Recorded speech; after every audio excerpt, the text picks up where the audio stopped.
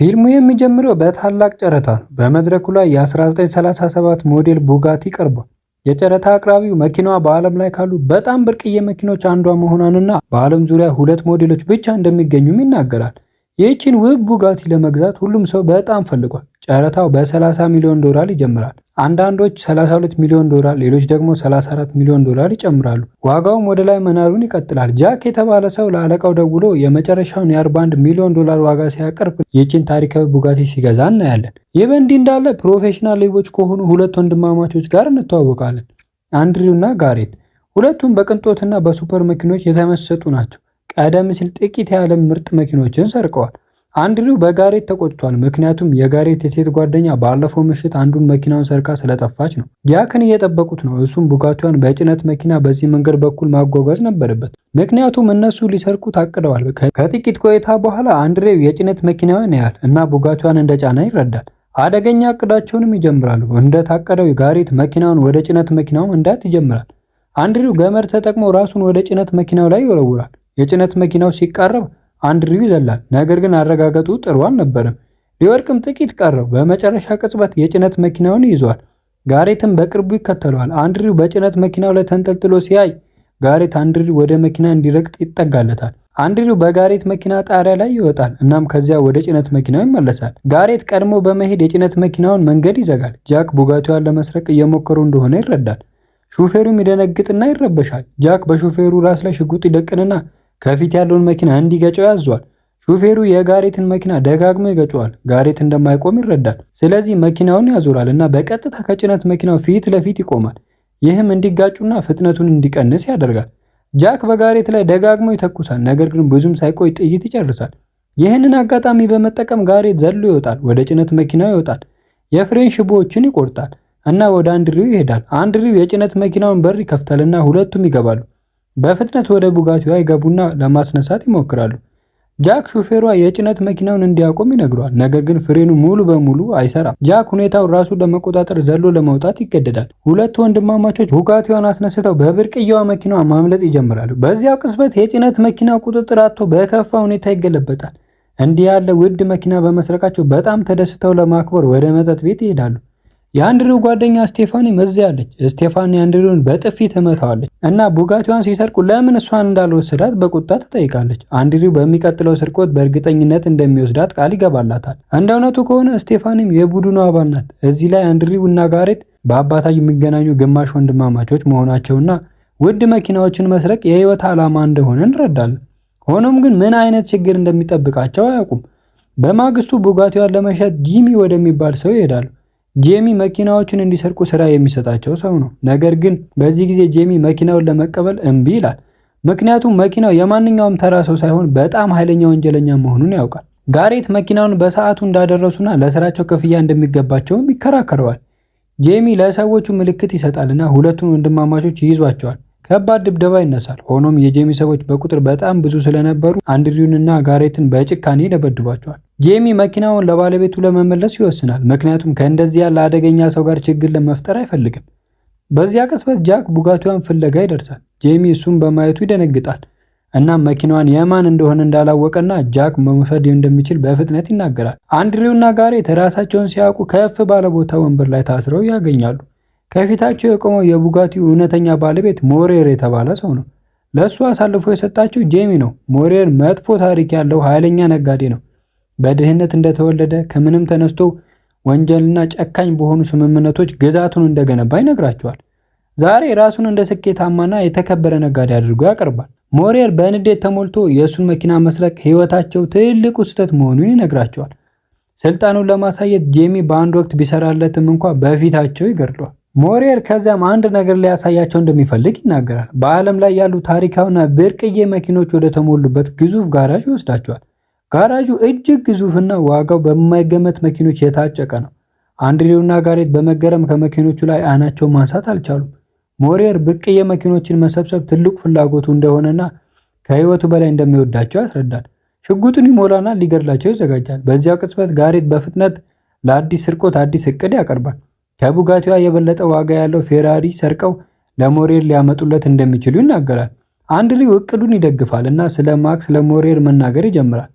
ማክስ በሀብት የተወለደና በወጣትነቱ ልዩ ብልሃት ያሳየ ነው። በ15 ዓመቱ ዩኒቨርሲቲ የገባና ከክፍል ጓደኞቹ በጣም ገና በለጋ ዕድሜው ኤምቢኤ ያገኘ ሰው ነው። ከሌሎች በ7 ዓመት ቢያንስም በብልሃትና ውሳኔ አሰጣጥ ከሁሉም ይበልጥ ነበር። ማክስ እያደገ ሲሄድ የቤተሰቡ ንግድ በራሱ ልዩ መንገድ መምራት ጀመረ። 30 ዓመት ሲሞላው አዛውንት አባቱ መላው የንግድ ግዛት አስረከቡት። በዚያም አጋጣሚ አባቱ ልዩ ስጦታ ሰጡት። እሱም የ1962 ፌራሪ መኪና ነው። ይህቺ ፌራሪ በአይነቷ ብቸኛ ሞዴል ናት። በዓለም ላይ ያለችው እሷ ብቻ ናት። ዛሬም ከሚሊዮን ዶላር በላይ ዋጋ አላት። አንድሪው እቅዳቸው ይህችን ፌራሪ ከማክስ መስረቅ እንደሆነ ያስረዳል። ማክስ እና ሞሬር የታወቁ ጠላቶች ናቸው። ሞሬር ማክስ በሚሊዮን የሚቆጠር ኪሳራ እንዳደረሰበትና በቀል እንደሚፈልግ ያምናል። ሆኖም ሞሬር የማክስ መኪና መስረቅ የማይችል መሆኑን ይናገራል። ጋሬት አንድ እድል ብቻ ስጠንና ፌራሪዋን እናመጣልሃለን በማለት ያሳምነዋል። ሞሬር እቅዳቸውን ይወደዋል። እናም ስራውን ለመጨረስ 1 ሳምንት ይሰጣቸዋል። በ7 ቀናት ውስጥ መኪናውን ካላመጡ ሁለቱም እንደሚገደሉም ያስጠነቅቃቸዋል። የሞሬር ሰዎች ከዚያም ወደ ውሃ ውስጥ ይወረውሯቸዋል እና ጥለዋቸው ይሄዳሉ። ጋሬት ይጨነቃል እና እንዲህ ያለውን ትልቅ ስርቆት በ7 ቀናት ውስጥ እንዴት መፈጸም እንደሚችሉ ይጠይቃል። አንድሪው በዚህ ሳምንት ውስጥ በሆነ መንገድ መኪናውን መስረቅ እንዳለባቸው አለዚያ ሞሬር እንደሚገድላቸው ይመልሳል። እንዲሁም ይህ የእሱ የመጨረሻ ስርቆት እንደሚሆን ለጋሬት ይነግረዋል። ከዚህ ስራ በኋላ ስቴፋኒን አግብቶ ሰላማዊ ህይወት መኖር ስለሚፈልግ መስረቅ ለዘላለም ማቆም ይፈልጋል። ጋሬት መላ ህይወታቸውን መኪና በመስረቅ ላይ የተመሰረተ መሆኑን በማስታወስ ሊያሳምነው ይሞክራል። ወደ ቤት ሲመለሱ ስቴፋኒ አንድሪው ቀኑን ሙሉ ስለጠበቀችው አዝናለች። ጋሬት በእነሱና በሞሬር መካከል የሆነውን ሁሉ ያስረዳል። ስቴፋኒ 1 ሳምንት ብቻ ስላላቸው እቅዱን ለመቀላቀል ትወስናለች። በዚያው ከተማ ስለምትኖር ጓደኛዋ ትነግራታለች እና እሷ ወደ ቡድኑ እንዲቀላቀሉ ትጠቁማለች። ጓደኛዋ በውበቷና በብልሃቷ ተጠቅማ ሰው ሳይረዳው የምትሰርቅ ፕሮፌሽናል ኪስ አውላቂ ናት። በችሎታዋ ምክንያት ፖሊሶች እንኳን ሊይዟት ይቸገራሉ። ስቴፋኒ እና ይህች ልጅ ከዚህ በፊት ደጋግመው አብረው ሰርተዋል። ስሟ ዴቨን ይባላል። ጋሬት ወዲያውኑ ዴቨን ይወዳታል። እሷም ቡድኑን ለመቀላቀል ተስማማለች። እቅዱ ትልቅና አደገኛ ስለሆነ የፈንጂ ባለሙያ ያስፈልጋቸዋል። አንድን ቤት በጥቂት ሰከንድ ውስጥ ማፈንዳት የሚችል ኢያን የተባለ ሰው ያገኛሉ። ኢያን በስራው በጣም ጎበዝና የቡድኑ አባል ለመሆንም ይስማማል። በመቀጠል 4 ፕሮፌሽናል የውድድር ሹፌሮችን ይቀጥራሉ። ችሎታቸውን ከፈተኑ በኋላ አንድሪው በአሽከርካሪዎች ብቃት ይደነቃል። 4ቱም ሹፌሮች ወደ ቡድኑ ይካተታሉ። መላው ቡድን ስርቆቱን ለማቀድ ይሰበሰባል። ጋሬት የእያንዳንዱ ሰው ድርሻ ያስረድና እያንዳንዱ ሰው በተልዕኮ ውስጥ ወሳኝ ሚና እንደሚጫወትም ይስማማሉ። አንድሪውና ጋሬት ወደ አፓርታማቸው ሲመለሱ አንድ እንግዳ ሰው ሲጠብቃቸው ያገኛሉ። አንድሪው የቤዝቦል ዱላ ይይዝና ማን እንደሆነ እንዲናገር ይጠይቃል። ሰውየው ስሙ ሎሮን እንደሆነና የሞሬር ያጎት ልጅ እንደሆነ ይገልጻል። ሎሮን ሞሬር እቅዳቸውን እንዲከታተል እንደላከው ያስረዳል። እንዲሁም ከማክስ ቤተሰብ ጋር ቅርብ የሆነ ኮን የተባለ ሰው ስለሚያውቅ ሊረዳቸው እንደመጣ ይናገራል። እንደ ሎሮን አባባል ኮን ከማክስ ጋር ይሰራል እና ህገወጥ ግብይቶችም ይመራል። ኮን ወደ ማክስ ቤት እንዲደርሱ ከረዳቸው የምስጢር ጋራዡን ቦታ ማግኘት ይችላሉ። ቡድኑ ኮንን ለማግኘት ከሎሮን ጋር ይሄዳል። ነገር ግን የሞሬር ያጎት ልጅን ስላልታመኑ ለመተባበር እምቢ ይላል። ስቴፋኒ ጣልቃ ትገባለች እና አንድሪው እና ጋሬት በዓለም ላይ ካሉ ምርጥ ሹፌሮች መካከል እንደሆኑና ማንኛውንም መኪና መስረቅ እንደሚችሉ ታስረዳለች። ኮን በመጨረሻ ይስማማል፣ ነገር ግን በአንድ ሁኔታ ብቻ። መጀመሪያ የአንድሪውና የጋሬትን የማሽከርከር ብቃት መፈተን ይፈልጋል። የጋሬት ፈተና መሃል ላይ የተቀመጠ ጠርሙስ ሳይገጭ መኪናውን ማሽከርከር ነው። ጋሬት ፈተናውን በተሳካ ሁኔታ ያልፋል። ሁሉም ሰው ይደነቃል። ሆኖም የሚቀጥለው ፈተና ይበልጥ አደገኛ ነው። ሊነሳ ያለ አውሮፕላን በመኪናቸው እንዲያስቆሙ ይነግራቸዋል። አንድሪው ሐሳቡን ለማስቀየር ይሞክራል፣ ነገር ግን ኮን አውሮፕላኑን ማስቆም ካልቻሉ ወደ ማክስ መድረሱን እንዲረሱት በግልጽ ይነግራቸዋል።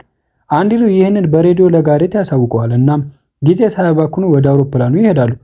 ወደ አውሮፕላን ማረፊያ ሲቃረቡ ያልተፈቀዱ ተሽከርካሪዎች መግባት ስለማይችሉ ፖሊሶች ያሳድዷቸዋል። ልዩ የማሽከርከር ብቃታቸውን በመጠቀም አንድሪውና ጋሬት የሚያሳድዷቸውን የፖሊስ መኪኖች አንድ በአንድ እየገጩ ወደ አውሮፕላን መነሻው መንገድ በከፍተኛ ፍጥነት ይሮጣሉ።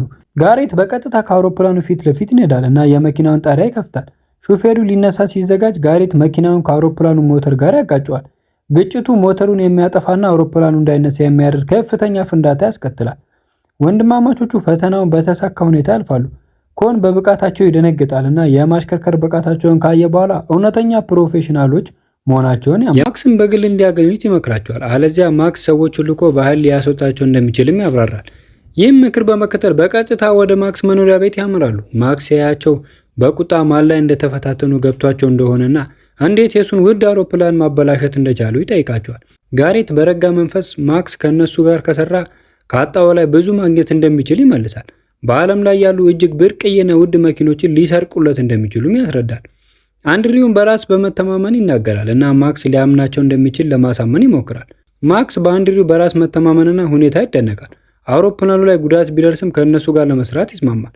በዚያው ቅጽበት ሎሮን በድንገት ብርቅዬ መኪኖች እንደሚወድ ጠቅሶ ማክስ ስብስቡን እንዲያሳየው ይጠይቃል። ማክስ ሎሮን ስለ እንደዚህ ያለ ሚስጥር በማወቁ ይገረማል።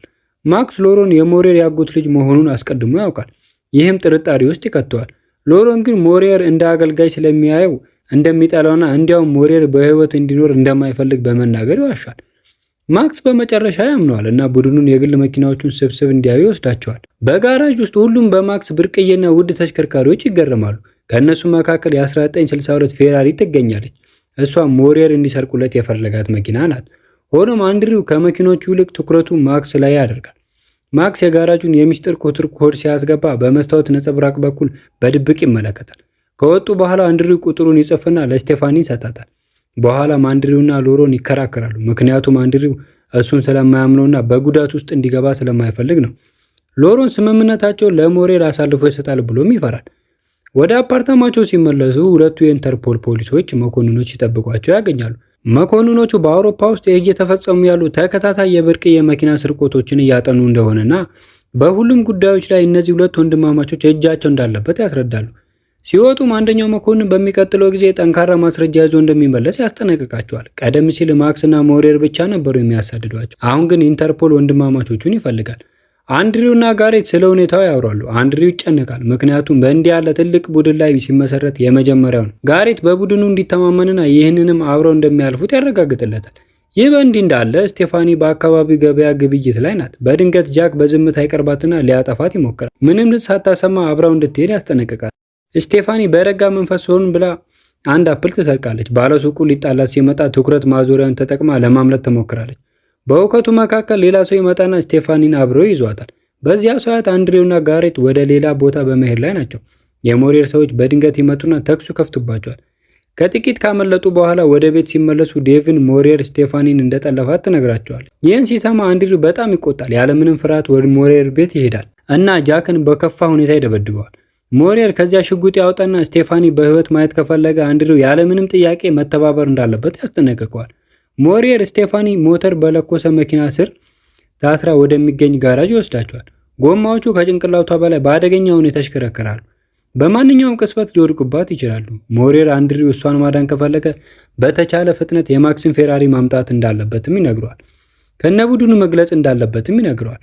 አንድሪው ይስማማል እና በሚቀጥለው ቀን ጠዋት ቡድኑን እንደሚያስተዋውቅና ሁሉንም ነገር እንደሚያስረዳ ይናገራል። ስቴፋኒ ከመኪናው ስር ተነስታ በአንድ ክፍል ውስጥ ትታሰራለች። በማግስቱ አንድሪው ሞሬርን ከመላ ቡድን ጋር ያስተዋውቀዋል እና እቅዱን ያስረዳዋል።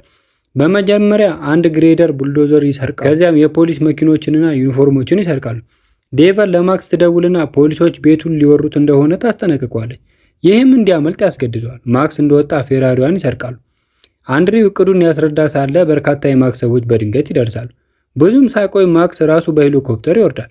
ወደ ሞሬር ቀርቦ መኪናውን ለመስረቅ ስላለው እቅድ ቀድሞ እንደሚያውቁና እሱ ሁልጊዜ 10 እርምጃ ቀድሞ እንደሚራመድ ይነግረዋል። ይህንን ብሎ ማክስ ይወጣል። ሞሬር በንዴት ይሞላና አንድሪው በሚቀጥለው ቀን ስርቆቱ እንዲፈጸም ያዟል። መኪናው እንደተሰረቀች እሱ ራሱ መጥቶ እንደሚረከብ ይናገራል። ሞሬር እንዲሁም ሎሮን ቡድኑ በቅርብ እንዲከታተል ያዟል። በዚያ ምሽት አንድሪው ጋሬትና ሎሮን አብረው ተቀምጠው ሳለ ሁለት የኢንተርፖል መኮንኖች በድንገት ይደርሳሉ። መኮንኖቹ ከባድ ነገር እያቀዱ እንደሆነ ይጠረጥራሉ እና ሁልጊዜ ክትትል ላይ መሆናቸውን ያስጠነቅቋቸዋል። መኮንኖቹን ለማታለል አንድሪው ከሎሮን ጋር እርስ በርስ እንደማይተማመኑ ለማስመሰል የሐሰት ጭቅጭቅ ይጀምራሉ። ድብድቡ እውነተኛ እንዲመስል አንድሪው ሎሮንን በቡጥ ይለዋል። መኮንኖቹ ጣልቃ ገብተው ይለያያቸዋል። ግጭቱም ያበቃል። በሆነ ነገር ተቆጥቶና ተዋርዶ ሎሮን በኋላ ስቴፋኒን ያጠቃታል። ነገር ግን ስቴፋኒ ብልሃቷን ተጠቅማ የታሰረችበትን ክፍል ቁልፍ በብልሃት ትሰርቃለች። በማግስቱ ሞሬር የማክስን መኪና ለመስረቅ ከአንድሪው ጋር ወደ ተቀጣጠሩበት ቦታ ይሄዳል። ሆኖም መኮንኖቹ በድንገት ደርሰው ሞሬርን መመርመር ይጀምራል። ይህ በእንዲህ እንዳለ አንድሪውና መላው ቡድኑ ስርቆቱን ለመፈጸም ይዘጋጃሉ። በዚህ ቅጽበት የማክስን መኪና ለመስረቅ ጨርሶ እንዳላቀዱ ይገልጻል። ይልቁንም የሞሬርን የብርቅዬ መኪኖች ስብስብ ኢላማ አድርገዋል እና መላው ዕቅድ በድብቅ ከማክስ ጋር የተቀናጀ ነው። ቡድኑ አውቶቡስ ላይ ተሳፍሮ ወደ ሞሬር መኖሪያ ቤት ያመራል። በዚያ ሰዓት ስቴፋኒ ከክፍሏ አምልጣ በዝምታ ወደ ደህንነት መቆጣጠሪያ ቦታ ትደርሳለች። ወደ ስርዓቱ ሰርጋ ትገባለች እና ቡድኑ ሊደርስ መሆኑን ስለምታውቅ የአደጋ ጊዜ ደውሉን ታነቃለች። ዘበኞቹ ሰርጎ ገብ የገባ መስሏቸው በየቦታው መፈለግ ይጀምራሉ። ይህን እውቀት ተጠቅማ ስቴፋኒ ሰው ሳያያት ታመልጣለች።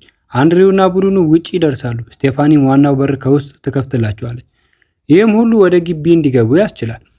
ኢያን ወዲያውኑ የጋራዡ በር ላይ ፈንጂዎችን ያጠምዳል። በጥቂት ሰከንዶች ውስጥ በሩ በኃይለኛ ፍንዳታ ይሰበራል። ዘበኞቹ ምላሽ ከመስጠታቸው በፊት ቡድኑ በሞሪየር መኪኖች መጥፋት ይጀምራል። የሞሪየር ሰዎች ሊያሳድዷቸው ሲሮጡ ኢያን በእነሱ ተሽከርካሪ ላይም ፈንጂ እንደጫነባቸው ነበረ። ኢያን መቆጣጠሪያውን ሲጫን መኪኖቹ ይፈነዳሉ እና ቡድኑ በሰላም ያመልጣል። ሞሪየር ግልጽ መልስ መስጠት ስለተሳነው መኮንኖቹ ሊያስሩት ይሞክራሉ።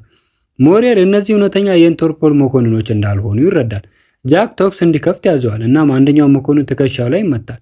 ሁለቱን እንደ አጋጣሚ ተጠቅሞ ሞሪየር ያመልጣል። ሞሪየር አንድሪው መኪኖቹ እንደሰረቀ ወዲያውኑ ይረዳል። ስለዚህ ለማሳረድ በከፍተኛ ፍጥነት ይነዳል።